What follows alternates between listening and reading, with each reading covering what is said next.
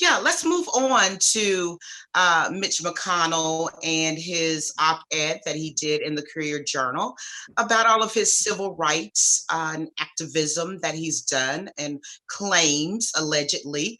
And I did a little bit of research on my own. And yes, it appears that when Mitch started off so long ago, most of us were probably preteens or teenagers when he started in the business of politics.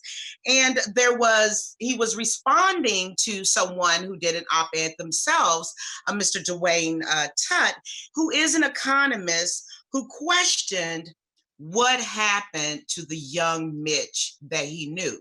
We're all asking that. What happened to that young Mitch, that Mitch that wanted health care for everyone, that Mitch that was in DC that heard one of the most famous speeches ever known to mankind by the late Dr. Reverend Martin Luther King.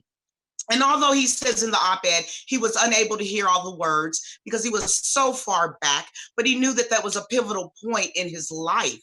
And then also, he says that his dad was very active with the Urban League. So he knew at an early age about diversity. So what happened to that young Mitch? What happened to that young Mitch that helped and understood in 1991 that we needed a Civil Rights Act for equality in pay? That was 1991. What happened to that young Mitch? What about the young Mitch who started the Mitch McConnell Center at the University of Louisville, which he is an alumni?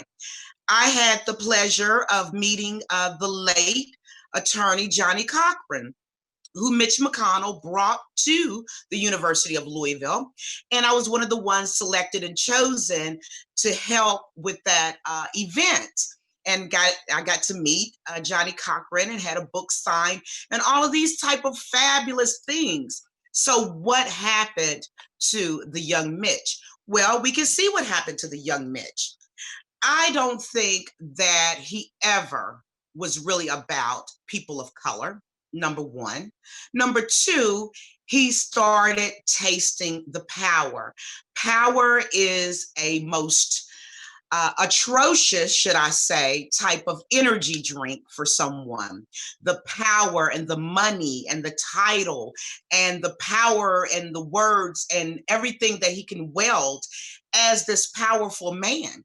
This man is the most powerful man in America, and he uses his power not for anyone, for any type of civil relations or equality or anything against discrimination.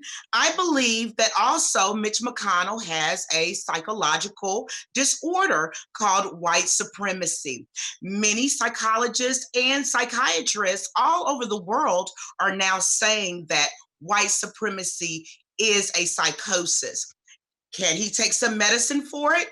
No, there is no prescription that can be given, but through ample time of therapy and help and support, maybe that old Mitch that was trying to move up the ranks can truly be who he is. So when people say, well, Mitch is this for Black people, he's not for me. I know that. He's not for anyone but himself.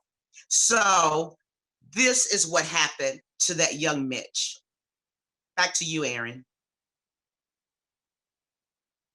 Thank you so much, Kimberly. Yeah, I found that op-ed just really just astounding, right? This is a guy who famously, collected a check in front of a, Confederate flag. This is a guy who, famously said that he would not campaign in the Black parts of Louisville. This is a guy, give me a break. Go ahead and rewrite your history, Mitch McConnell, but no one's buying it. Maybe you get it in the Louisville paper of record, so it's there for all time, but it's lies. And don't convince yourself of otherwise, because you're not fooling anyone. Well, Aaron, you actually can't, because as Rachel Maddow likes to say all the time, and is so incredibly true, don't listen to what they say, look at what they do.